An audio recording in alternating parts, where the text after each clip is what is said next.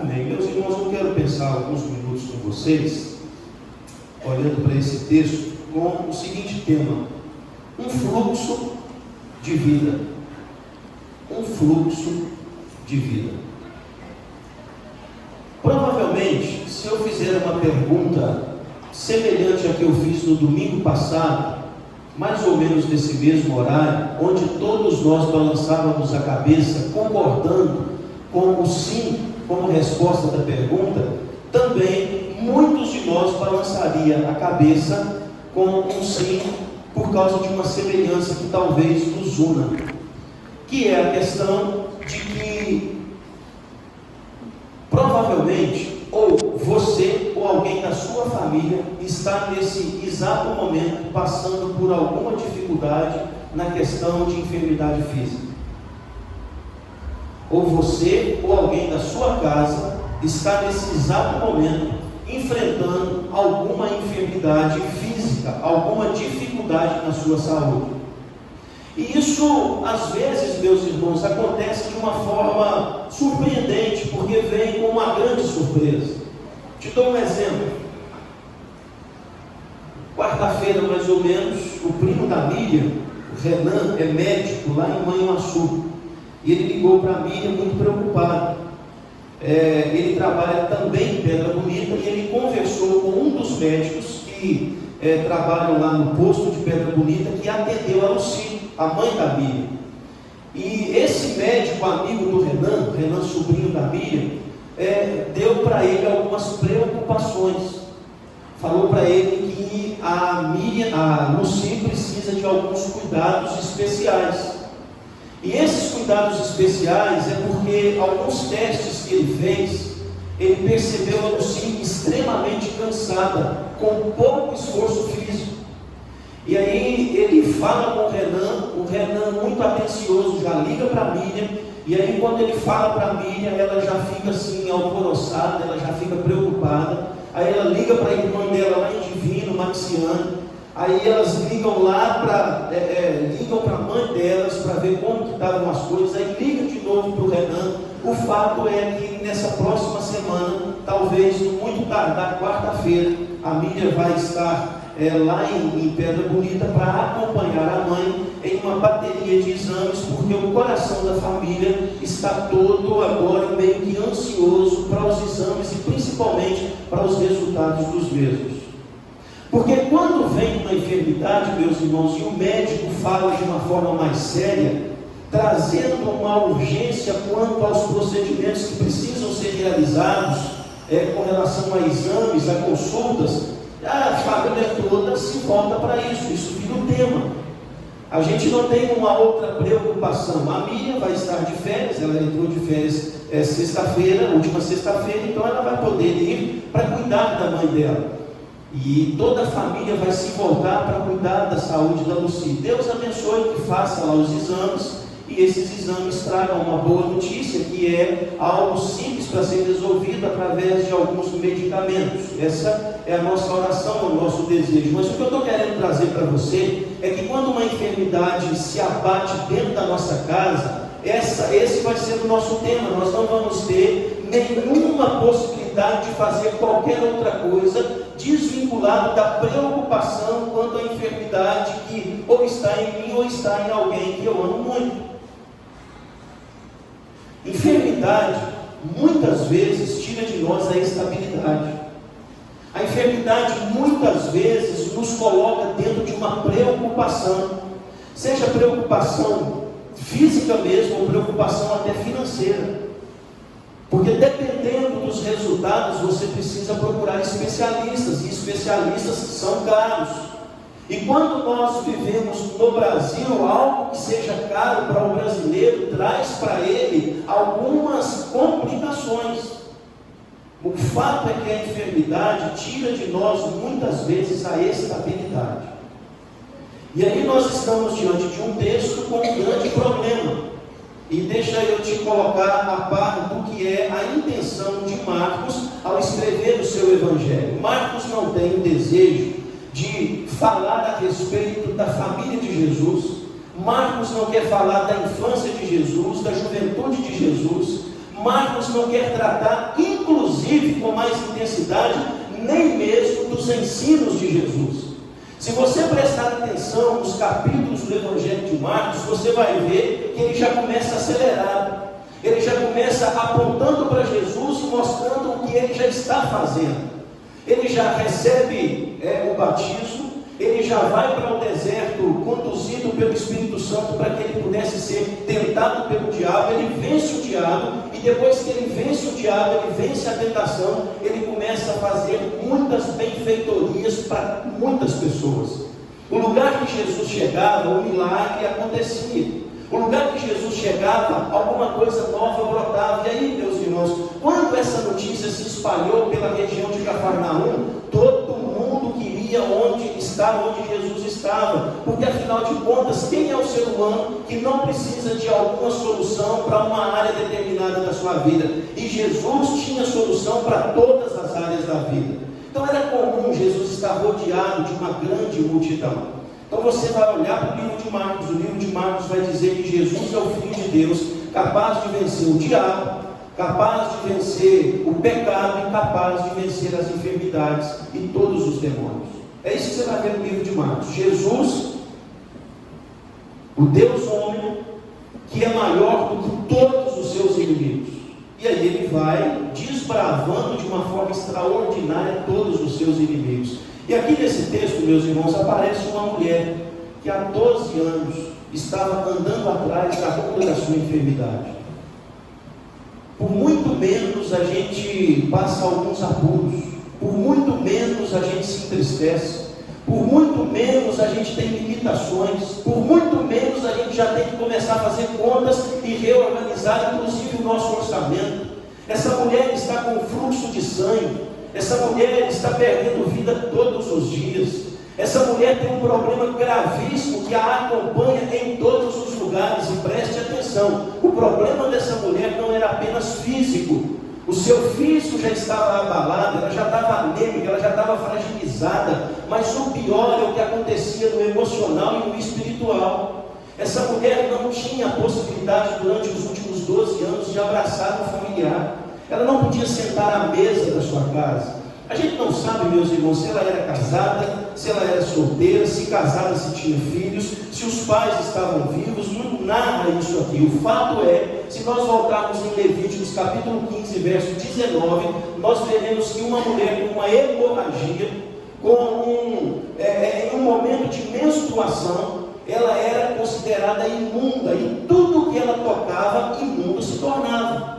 Então ela não podia ficar próximo das pessoas, porque lá naquela cultura isso era levado a ferro e fogo. Isso era algo primordial. É leproso, então fica a 7 quilômetros da cidade. Está com hemorragia, está com esse fluxo, então você não pode ficar no meio das pessoas, na rua, em qualquer outro ambiente público. E essa mulher não podia ir no templo, ela não podia adorar. Essa mulher tinha que viver sozinha, ela tinha que ficar na solidão com o seu grande problema. E a gente vê, meus irmãos, que o sofrimento dela causado pela hemorragia vai tirando toda a esperança do seu coração. Por quê? Porque o texto narra que o problema se agravava. Ela ia ficando de mal a pior. Por quê? Ia em um médico, ele não resolvia. Ia num outro médico, não resolvia. Ia em outro médico, não. Um especialista tal, não. E ela andou em todas as possibilidades e todas foram insuficientes. Elas foram suficientes apenas para acabar com todos os bens que ela tinha. Ela agora está doente, frágil, sem ninguém por perto e sem capital, sem dinheiro. Ou seja, é indo de mal a pior. O problema dela se agravava mais e mais. Deixa eu dizer para você, olha para mim pelo nome de Jesus. Isso não é incomum. Às vezes isso acontece comigo e com você também. Chega um determinado problema e talvez não é uma hemorragia. Talvez não seja um problema semelhante ao dessa mulher. Pode ser um problema físico, um problema na saúde, como eu narrei da minha sogra, que nós vamos averiguar agora. Mas de repente seja uma outra enfermidade. Talvez seja uma outra situação. Sabe onde que pode se assemelhar? Na limitação. Na limitação. Talvez não seja físico, mas talvez seja financeiro. relacional, talvez seja um problema psicológico, talvez seja um problema no trabalho, talvez seja um problema no matrimônio, talvez seja um problema com o filho, talvez seja um problema que aos olhos das pessoas aparentemente ele não existe, mas no seu coração e na sua realidade ele está ali te acompanhando em todo o tempo. Ele não deixa você dormir sem se lembrar dele. Ele não permite você tomar café e ele não está sentado do seu lado. Você olha para um lado, está lá o problema. Você olha para o outro lado, ele está ali também. E aí as limitações vão sendo colocadas. É um problema, meus irmãos, que de repente alguém aqui nessa noite possa estar vivendo também. Deixa eu dizer para você, tem muita gente que joga pedra em alguns personagens que vão se apresentando nas Escrituras, sem primeiro perceber os movimentos que esse personagem está fazendo. Eu não jogo pedra nessa mulher porque ela foi em vários médicos. Eu não jogo pedra nessa mulher porque ela estava tentando a cura, a solução para o seu problema. Tem gente que fala que ela estava desesperada demais. Tem gente que fala que ela foi ao lugar da solução por último, porque primeiro ela estava sendo egocêntrica e querendo dar solução pessoal ao seu próprio problema. Eu não vejo isso no texto. Eu vejo uma mulher consciente. Eu vejo uma mulher que sabe que a enfermidade está ali, alojada no corpo dela. Ela tem um determinado valor financeiro e ela vai em busca dos especialistas, assim como nós vamos aos especialistas do nosso tempo. Mas nem sempre os especialistas, tanto lá quanto aqui, resolvem o problema que a gente apresenta para eles. Nem sempre o dinheiro que eu tenho é suficiente para solucionar o problema no coração do meu filho.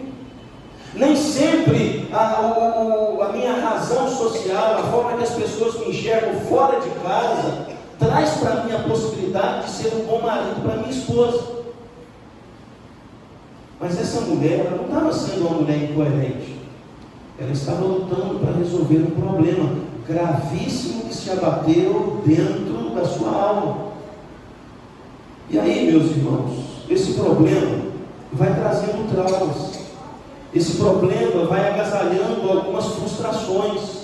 Esse problema vai agasalhando no coração dessa mulher dificuldades de enxergar esperança no dia de amanhã. Você já se sentiu cansado? Com o desejo de chegar para alguém e dizer assim: olha, para mim deu, não quero mais.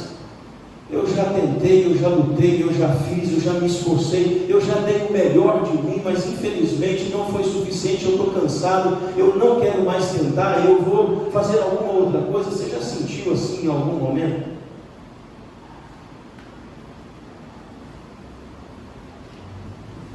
Esse era o problema dessa mulher.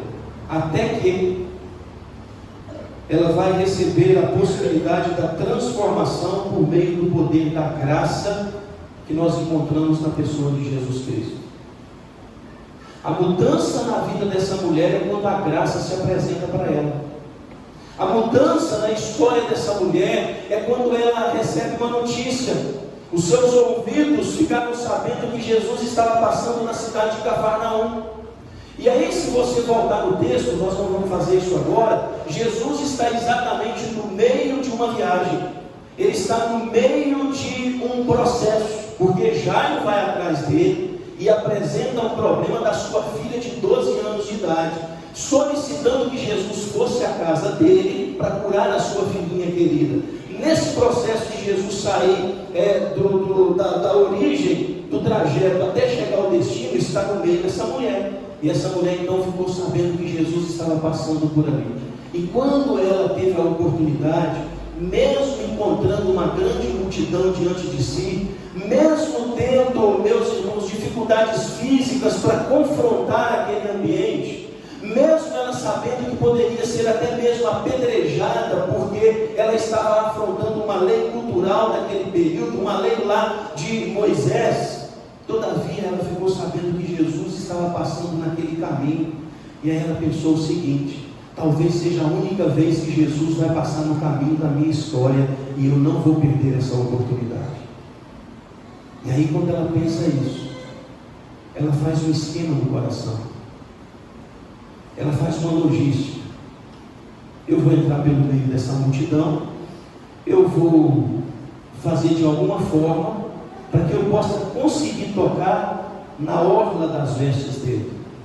Porque se eu tocar na orla das vestes dele, o milagre vai acontecer e eu vou ficar curada. Deixa eu dizer para você um negócio. Essa mulher colocou em prática uma coisa que às vezes as pessoas não colocam. Tem muita gente que fica recebendo informações a respeito de Jesus e fica nisso. Não faz nada com as informações. Não agasalha isso, para que isso se transforme em combustível da fé. Mas ela pega a informação. Essa informação não é solitária, porque Jesus já era afamado naquela região. Ela faz então ali um apanhado geral, e ao final, quando ela coloca tudo isso é igual à possibilidade da minha cura, então eu vou atrás, e ela vai enfrentar o que era necessário. Ela vai enfrentar todos os obstáculos, porque ela tinha o desejo de ser curada do seu flagelo, tinha o desejo de ser curada da sua enfermidade física e voltar à relação comum da sociedade.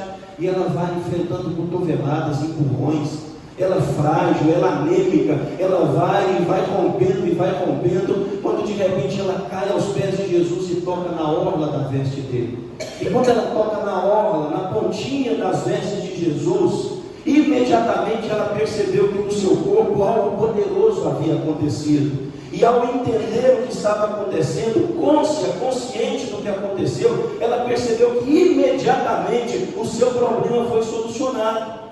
Ela entendeu imediatamente que de fato ela não perdeu tempo, porque ela conectou a possibilidade da sua fé tocar naquele que valoriza esse movimento e pode fazer tudo diferente a partir desse encontro extraordinário de alguém que precisa do favor divino, com o favor divino gracioso que quer ser ofertado sobre a vida das pessoas.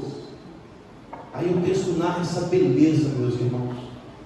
Essa mulher que já tinha pesquisado, procurado, feito tudo e não encontrado solução em nada, ela conecta a sua fé a essa passagem da graça de Deus chamada Jesus Cristo ali na sua história. Ela não perde tempo e ela vai atrás daquilo que seria o grande ambiente para a sua felicidade, tocando na pessoa de Jesus. O texto narra que não foi um minuto depois, o texto fala que foi imediatamente solucionado o problema físico que ela tinha. Deixa eu dizer para você uma coisa: ouvir a respeito de Jesus é diferente de se relacionar com Ele. Ouvir a respeito de Jesus não será suficiente. Agora, quando você ouve a respeito de Jesus e você aguça o seu coração para que ele possa compreender de fato o poder que tem no nome dele, e você faz disso combustível para você avançar, coisas novas podem acontecer. Coisas novas podem acontecer. Aí vem uma beleza, meus irmãos. No final do texto, quando a mulher é curada, o único desejo dela é ir embora para casa. O único desejo dela é agora chegar para a sua família e dizer: eu estou curada. E ela teria condições de provar a sua cura para a sua família. E você sabe que ela teria condições de provar para a sua família que a cura aconteceu. A grande questão é que ela não poderia provar para a sociedade. E a sociedade já a conhecia. A sociedade já tinha os antecedentes da saúde dela. Então, se as pessoas a vissem no meio da rua, no templo, iriam olhar para ela e dizer que ela era ainda uma mulher imunda, uma mulher impura. Só que quando ela está tentando sair de forma furtiva, a voz da graça fala. E a voz da graça não fala o nome dela. A voz da graça a denomina de filha. A beleza de Jesus, meus irmãos, é que enquanto na nossa relação comum, na relação social, os imundos de fato são tratados muitas vezes por nós como imundos, e nós não queremos dar a eles a oportunidade de reorganizarem a vida, aí a gente começa a colocá-los para fora das nossas relações. A gente olha para a igreja. Esses negócios de acampamento é muito legal.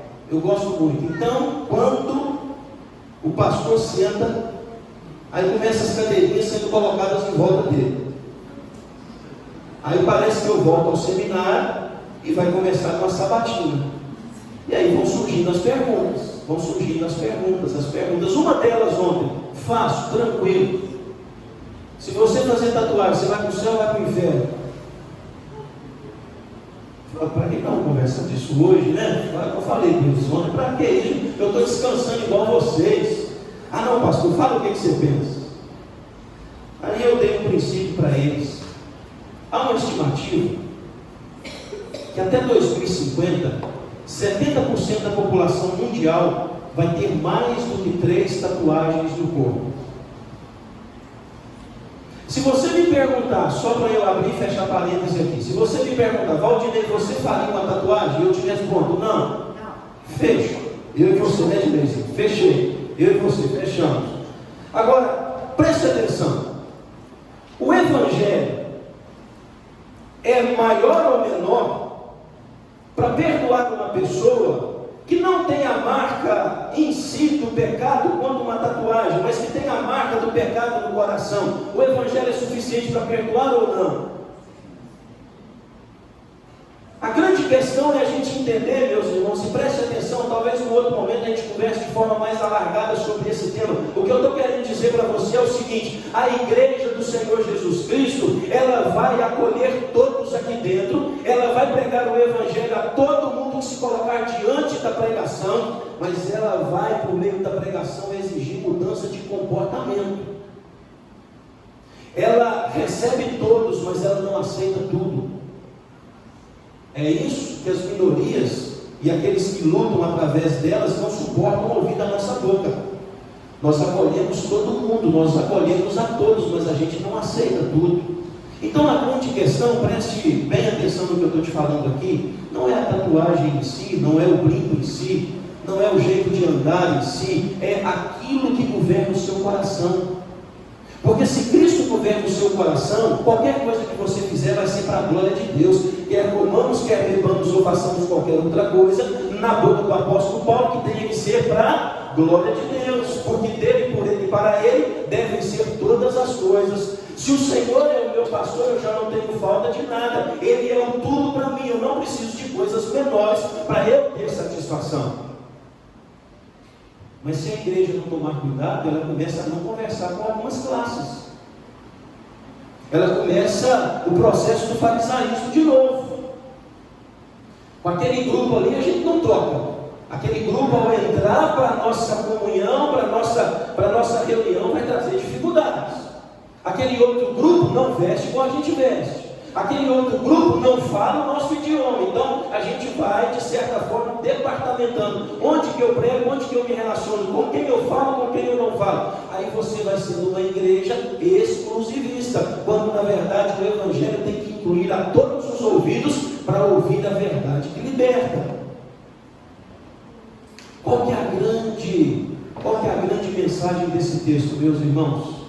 Jesus não apenas cura o exterior, ele também transforma o interior.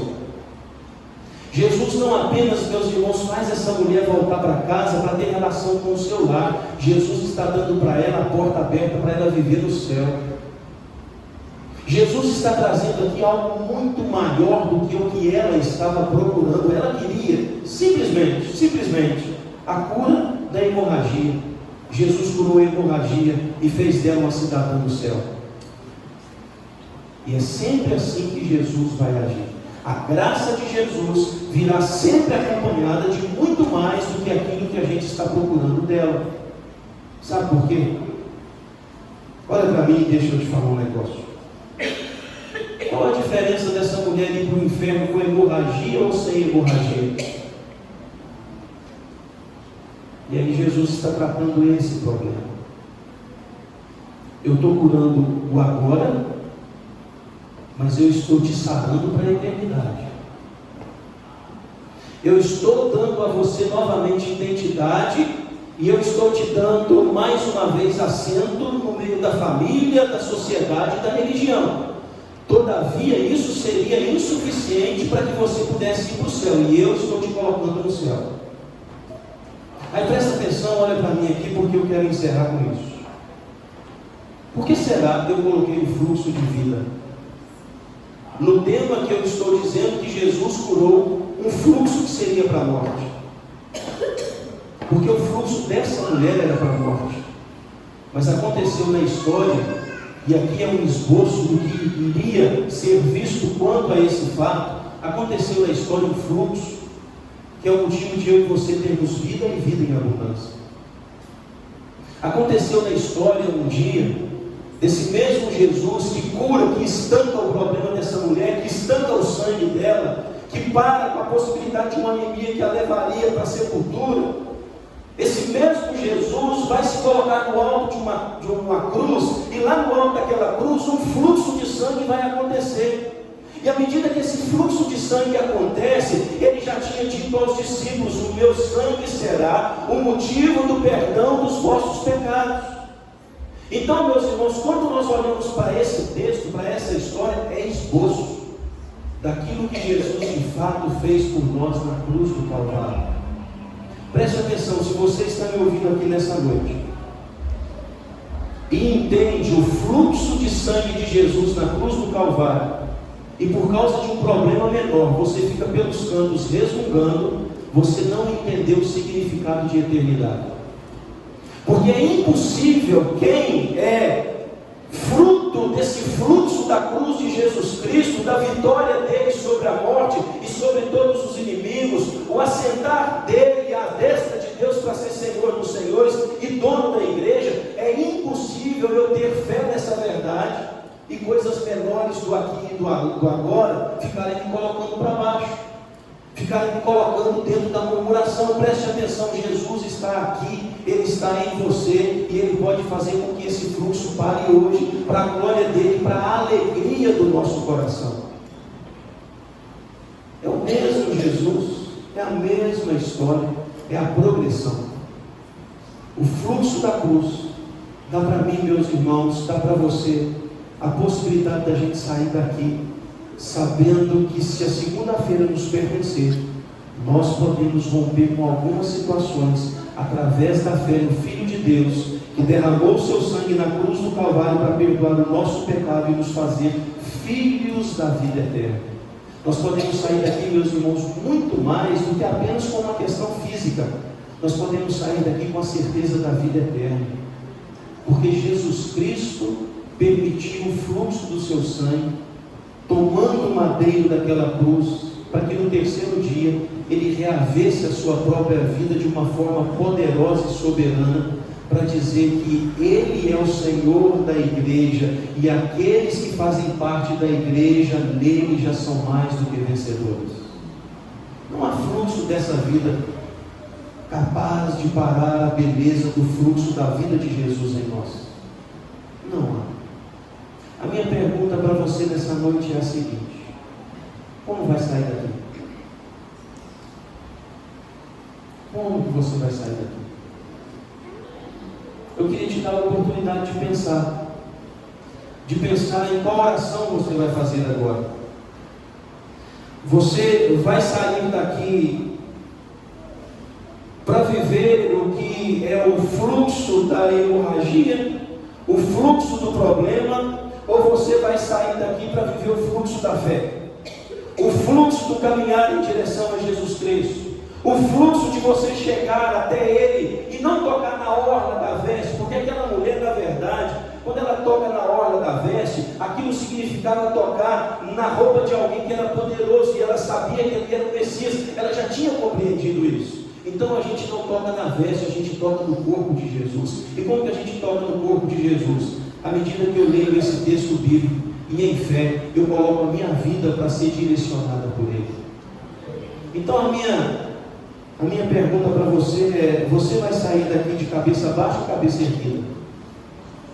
Você vai sair daqui para deixar problemas tirarem de você a relação dentro de casa, ou você vai trazer a casa para perto, vai olhar para o problema e juntos vão lutar para vencer? Você vai sair daqui para viver os serviços ao reino de Deus, ou vai deixar que coisas menores tirem de você a possibilidade de multiplicar o dom que Deus te deu? Você vai sair daqui para um vitimismo, ou você vai sair daqui para um protagonismo de fazer Jesus Cristo conhecido através da sua história? Preste atenção no que eu estou te dizendo. Esse culto desde o início só fala do nome Jesus Cristo, porque nós acreditamos apenas no poder que há no nome de Jesus Cristo. Eu queria que você saísse daqui abraçado com o poder que há no nome de Jesus Cristo.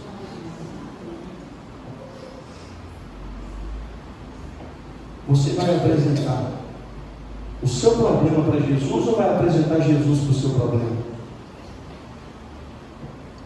Você vai apresentar a sua casa para Jesus, ou vai apresentar Jesus para a sua casa? Você vai apresentar o seu trabalho para Jesus, ou Jesus para o seu trabalho? Porque isso faz toda a diferença. Saiamos daqui para apresentar Jesus para todas as situações que formos viver nessa próxima semana. Ele é o Deus Todo-Poderoso, o Deus encarnado, e Ele tem poder para fazer infinitamente mais do que tudo aquilo que nós pensamos e pedimos para Ele. E eu quero te dar a oportunidade de você ficar de pé, para você agora colocar o seu coração na presença dEle.